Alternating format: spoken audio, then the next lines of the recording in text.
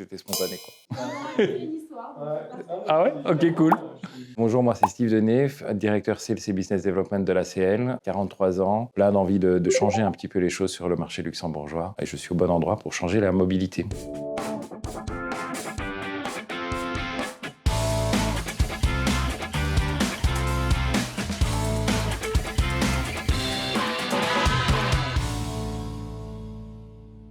Parle-nous de ton premier téléphone. Mon premier téléphone, c'était un téléphone Philips. Je pense qu'il faisait 1 kilo, la grosse brique avec l'antenne. Mais celui qui m'a le plus marqué, c'est le deuxième que j'ai eu, qui était un Ericsson bleu à clapet, parce qu'il était trop chouette. Mais c'était quand même encore une grosse brique. Donc voilà, ça a bien changé depuis. On pouvait juste appeler et envoyer quelques SMS, si le réseau le voulait bien. C'était une autre époque. Et maintenant, plutôt team Android ou team Apple? Définitivement team Apple. J'ai commencé avec Android, je suis passé par Apple et pour rien au monde, je retournerai sur autre chose que Apple. C'est quoi ton app favorite? J'en ai plusieurs qui m'accompagnent au quotidien. Il y a Spotify qui me permet de m'isoler dans ma bulle au travail ou au sport. Donc Spotify est quand même celle que j'utilise beaucoup. Et après, il y a Waze qui va m'éviter pas mal d'embouteillages chaque matin. En tant que sales et directeur business development de l'ACL, Automobile Club de Luxembourg, comment imagines-tu la mobilité du futur dans le pays? Alors la mobilité du futur, c'est un vrai enjeu. J'imagine déjà une mobilité beaucoup plus multimodale où les gens vont plutôt passer du train, du tram à la voiture et ce sera en fonction des jours, en fonction des besoins. Donc je pense que ce sera plutôt une mobilité à la carte. On va petit à petit s'éloigner de ce côté je prends ma voiture tous les matins pour aller au travail. Une mobilité qui évolue et qui s'adapte en fonction des besoins du jour ou de la personne.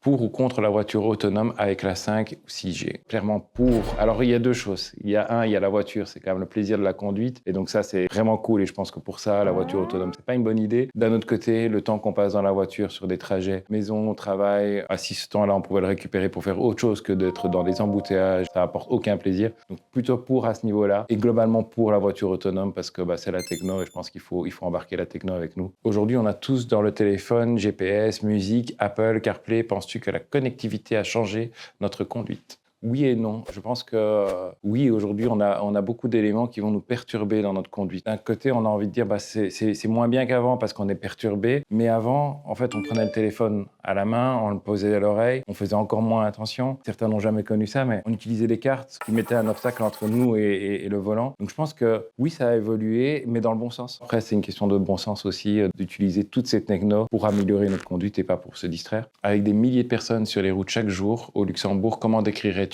le rôle de l'ACL dans la vie des conducteurs? On joue plusieurs rôles dans la vie des conducteurs. Nous, on a une équipe qui s'occupe de l'infotrafic et on va diffuser sur différentes radios au Luxembourg toutes les informations plusieurs fois par jour en disant attention, évitez tel endroit ou tel endroit. Au sein de l'ACL, on a les caméras qui voient tout ce qui se passe sur les autoroutes. Donc ça, une première information, c'est fluidifier le parcours de nos conducteurs. La deuxième chose, c'est s'il y a quelque chose qui se passe sur la route, on va être là pour les aider. Donc s'il y a une panne, un accident, on va essayer que ça ait le moins d'impact sur leur vie, sur leur journée, en essayant de leur redonner une mobilité très rapidement, que ce soit par le remorquage de leur véhicule ou par la mise à disposition de véhicules de remplacement.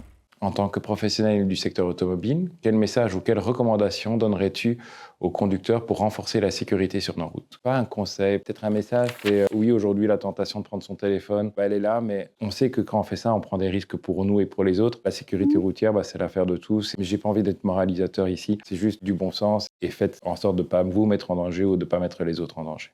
Si tu avais une baguette magique pour changer une chose dans la mobilité ou la route, ce serait quoi et pourquoi? Moins d'embouteillages, c'est un enfer. Ce que je changerais avec une baguette magique, c'est de fluidifier ce trafic qui est de plus en plus dense. Qu'on passe peut-être plus de temps dans sa vie privée ou dans sa vie professionnelle, mais moins de temps sur les routes pour des choses qui sont pas cool en fait. Question surprise, si tu pouvais partir en road trip n'importe où dans le monde, avec qui tu partirais et quelle serait ta playlist? Ça tombe bien, je devrais faire un voyage dans le sud des États-Unis avec qui? Avec ma femme. Et quelle serait ta playlist? Plutôt une playlist des années 70, enfin vraiment rentrer dans le mood américain pour vraiment vivre un voyage sympa. Je voudrais simplement remercier les équipes d'Orange pour leur accueil, pour l'initiative et aussi pour le partenariat qui est en train de s'installer entre l'ACL et Orange. Parce que je pense qu'on a plein de choses à faire ensemble.